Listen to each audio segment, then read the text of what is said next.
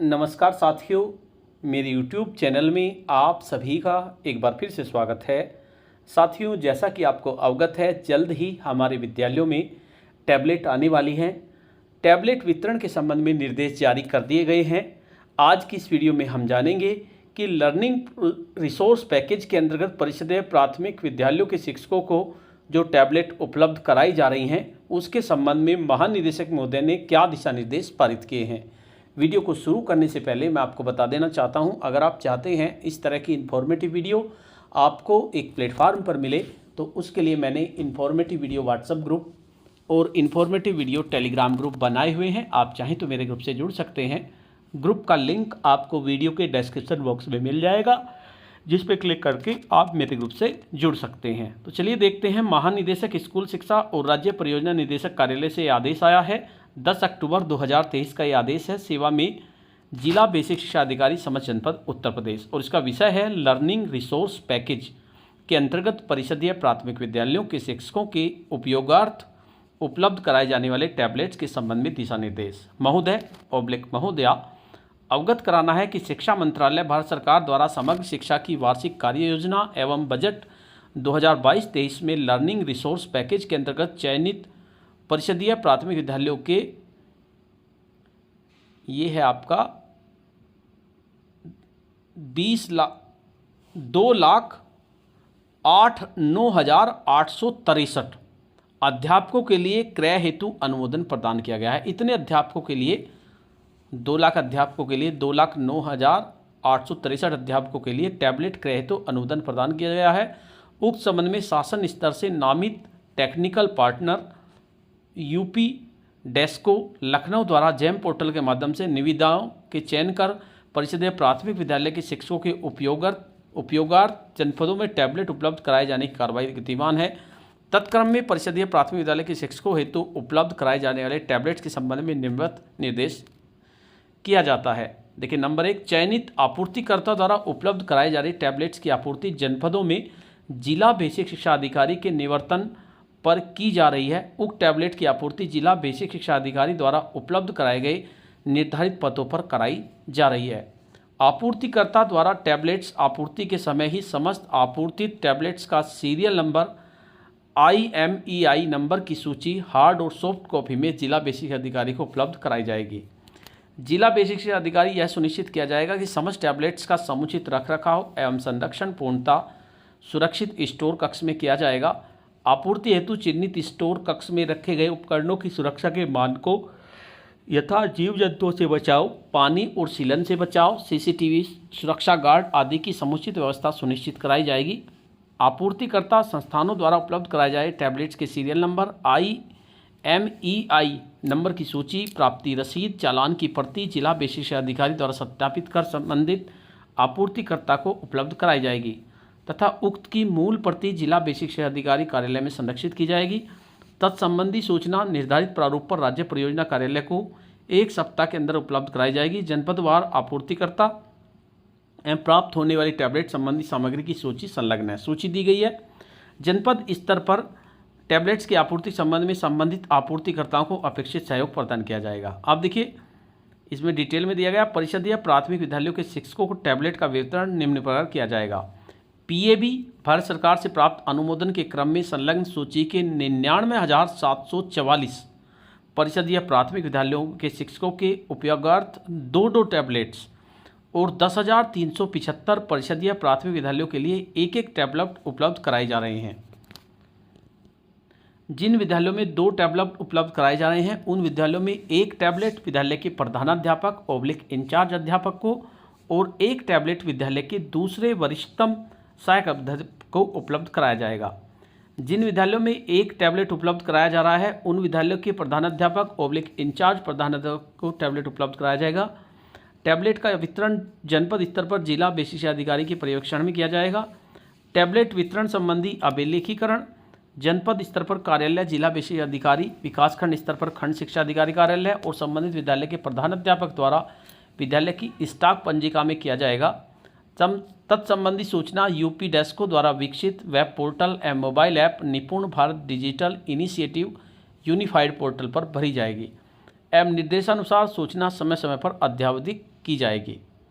जिला विशिष्ट अधिकारी को राज्य परियोजना कार्यालय द्वारा बीएसए व्हाट्सएप ग्रुप के माध्यम से मोबाइल ऐप, वेब पोर्टल का लिंक और यूज़र आईडी, पासवर्ड, टैबलेट वितरण और आवश्यक सूचना उपयोग अपलोड किए जाने हेतु उपलब्ध कराया जाएगा। तत्क्रम में उपलब्ध कराए गए यूज़र आईडी, पासवर्ड से जिला विशिष्ट अधिकारी द्वारा ऐप या वेब पोर्टल में लॉगिन किया जाएगा। तत्संबंधी यूजर मैनुअल पृथक से प्रेषित किया जा रहा है। टैबलेट की आपूर्ति के उपरांत जिला विषय अधिकारी द्वारा जनपदीय लॉगिन से डिलीवरी चालान की प्रति, टैबलेट की संख्या उक्त वेब पोर्टल पर उपलब्ध कराई जाएगी। टैबलेट वितरण से पूर्व उक्त वेब पोर्टल पर चिन्हित विद्यालयों की सूची का सत्यापन पूर्ण करा लिया जाएगा। टैबलेट के पोस्ट डिलीवरी इंस्पेक्शन संबंधी दिशा निर्देश दिए गए हैं।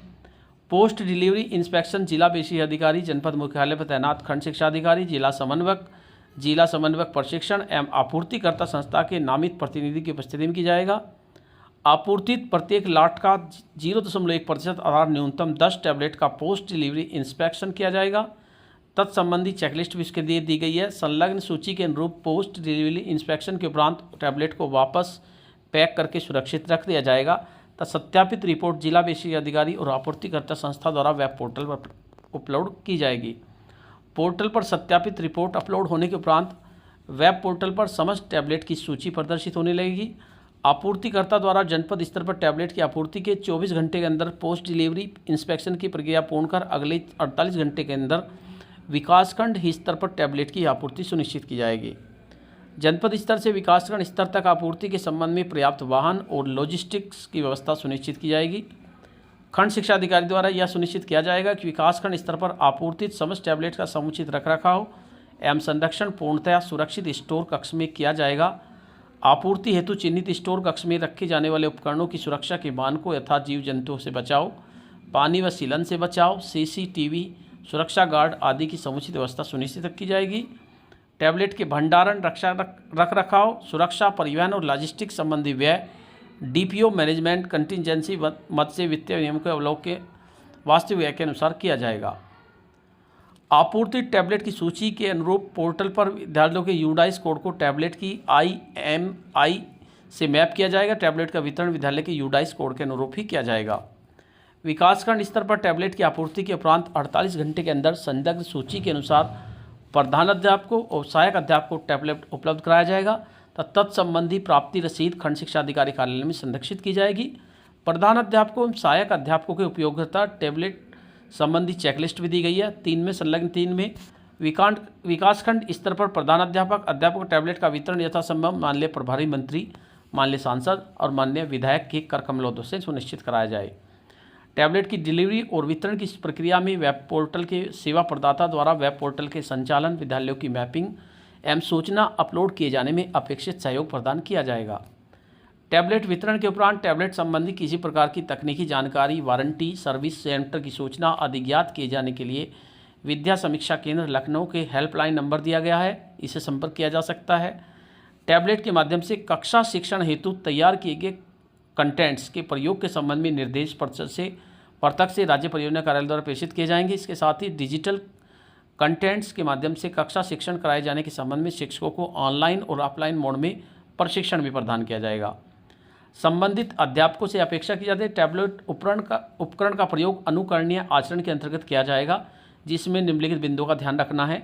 टैबलेट का प्रयोग विद्यालय के अकादमिक कार्यों, शिक्षण कार्य विभाग द्वारा प्रदत्त निर्देशानुसार किया जाएगा।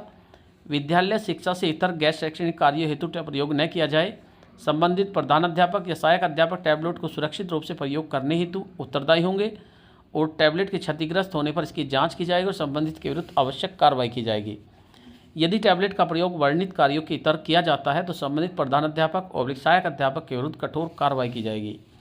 आपको निर्देशित किया जाता है कि उपरोक्त अनुसार प्राथमिकता पर टैबलेट की आपूर्ति, रखरखाव और वितरण का कार्य पूर्ण पारदर्शिता एवं समयबद्धता के साथ कराया जाए सुनिश्चित करें। तो ये आदेश दिए हैं विजय किरण आनंद, जो महानिदेशक स्कूल शिक्षा हैं। देखिए इसके साथ साथ इन्होंने संलग्न भी दिए गए हैं।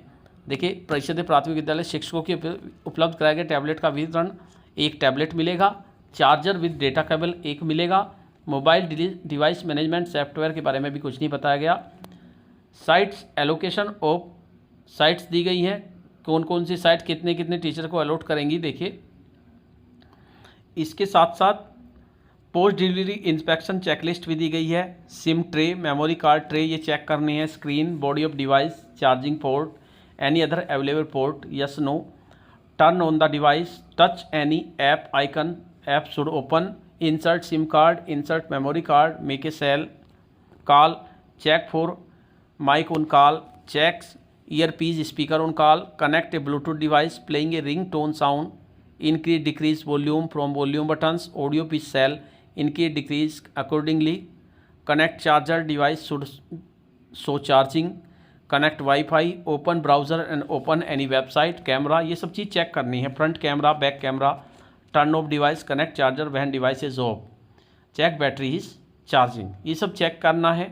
6 को प्राप्त टैबलेट के इंस्पेक्शन की क्या करनी है? प्राप्त टैबलेट के बॉक्स पर सीरियल नंबर है या नहीं है, टैबलेट बॉक्स सील पैक प्राप्त हुआ है या नहीं हुआ है, टैबलेट का कवर प्राप्त हुआ है, टैबलेट के सील पैक बॉक्स को खोलने में उसमें चार्जर, चार्जिंग केबल आदि मैनुअल उपलब्ध है, टैबलेट को ऑन ऑफ स्विच कार्य कर रहा है, टैबलेट की स्क्रीन सुरक्षित और टच पैनल कार्य कर रहा है, टैबलेट में सिम कार्ड, मेमोरी कार्ड डालने पर नेटवर्क आदि कार्य कर रहा है, टैबलेट में चार्जर लगाने पर टैबलेट में चार्जिंग प्रदर्शित हो रही है नहीं, टैबलेट में सिम लगाने के उपरांत कॉलिंग हो रही है तथा माइक और स्पीकर सुचारू रूप से कार्य कर रहे हैं या नहीं कर रहे, टैबलेट में सिम लगाने के उपरांत इंटरनेट डाटा कार्य कर रहा है, टैबलेट में उपलब्ध ब्राउज़र से वेबसाइट इत्यादि खुल रही हैं, टैबलेट का ब्लूटूथ कार्य कर रहा है नहीं कर रहा है, टैबलेट में वाईफाई द्वारा इंटरनेट कार्य कर रहा है, टैबलेट का फ्रंट कैमरा चेक करना है, बैक कैमरा चेक करना है, वॉल्यूम बटन सुचारू रूप से कार्य कर रहा है, टैबलेट में मोबाइल डिवाइस मैनेजमेंट सॉफ्टवेयर पूर्ण रूप से कार्य कर रहा है। तो ये सब चेक करना होगा। तो साथियों, आज की वीडियो में इतना ही। आपको यह वीडियो कैसी लगी? अगर आपको वीडियो अच्छी लगी तो इस वीडियो को लाइक करें, शेयर करें और वीडियो पे कमेंट्स करें। धन्यवाद।